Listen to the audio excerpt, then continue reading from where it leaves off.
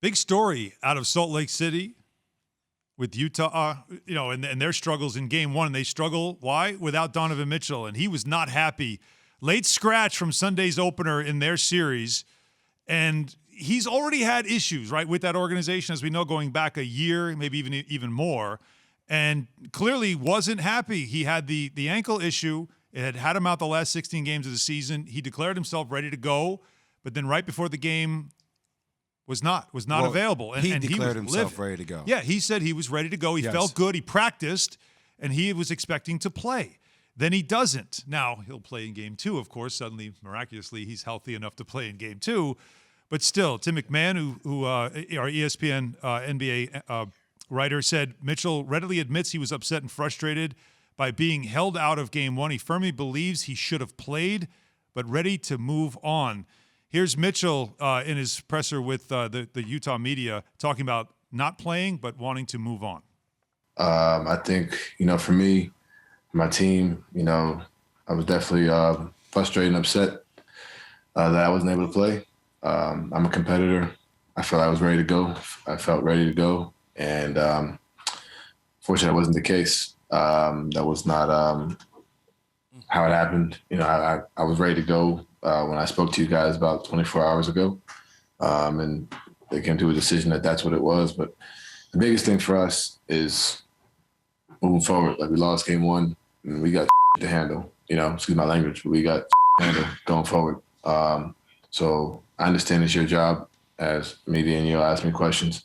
But I wanted it to be known that we're moving forward as a group, as a unit, because we got stuff to handle, and as a group and team, and go out there and work on our game plan. And so Donovan's saying all the right things. Yep. So supposedly what I heard on my end is that he has his own personal trainer, and he's brought in that personal trainer to get another opinion about injuries that he has, that he works with. And him and his personal trainer felt like they were at the point where he could play. The team supposedly said that we don't feel like you're ready to play. We're still going to hold you out one game.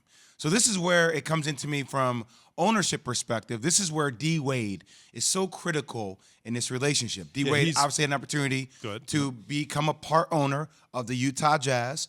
But I also think it was done because there needs to be a peer in which Donovan Mitchell can go to talk through these type of moments. When the organization decides to do something, right, Donovan is the guy. Donovan's game is very similar to the likes of D. Wade in the way they played, right? So if there's somebody to mend that relationship to say, hey, look, you may not like the way everything is done here at Utah. I'm here now. I can be your voice within ownership. Let me help you navigate and do this together. Hopefully that can mend that relationship, because there is friction there, for sure. It seems like there's something off there between Donovan and the Utah Jazz. And that's been going on for a while. It's been going on for a minute. And again, admittedly, there are teams that are watching this carefully, watching this closely. I mean, he Rudy just Gobert signed a big-time extension there, so it's like he's locked in, of course. But, yeah, it goes back to Rudy Gobert. And as we know, at the very beginning of the pandemic, right before the shutdown, he's making a joke about COVID, touching everybody's microphones in the locker room. I guess he was hugging teammates. People. Then Donovan got COVID. He was out. And clearly they had issues. They had to work it out. But it's important. I think the important part, again, game two with the Grizzlies, they lost game one. The important thing is him talking about, we're moving on from this. We've got things to take care of, because the last thing Donovan Mitchell wants is for everybody to look and think, oh, he's breaking up that locker room. He's the reason why this top seed that's been the best team in the league, is suddenly not playing well. They've got issues, and it's all on him. He's trying to make it, no, let's put all this aside. We've got business to get to. But I guess I'm lost.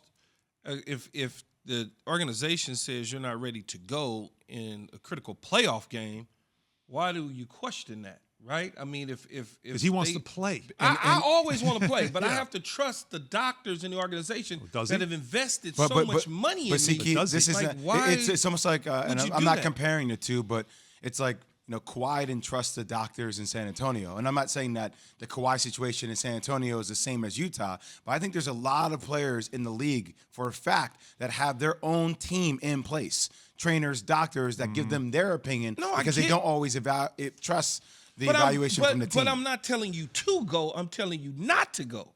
There's a difference. I'm telling you. Yeah, this not is the to opposite go. of we're It's making the you play opposite. I while understand, hurt. yeah. Yeah. Now we're But trying to literally- be extra cautious Yes. early in the playoffs. So to me, and I'm you're like, like, I want to go. I got my top dude. Yeah. I gotta save this dude, man. I can't have him out there walking around on one leg.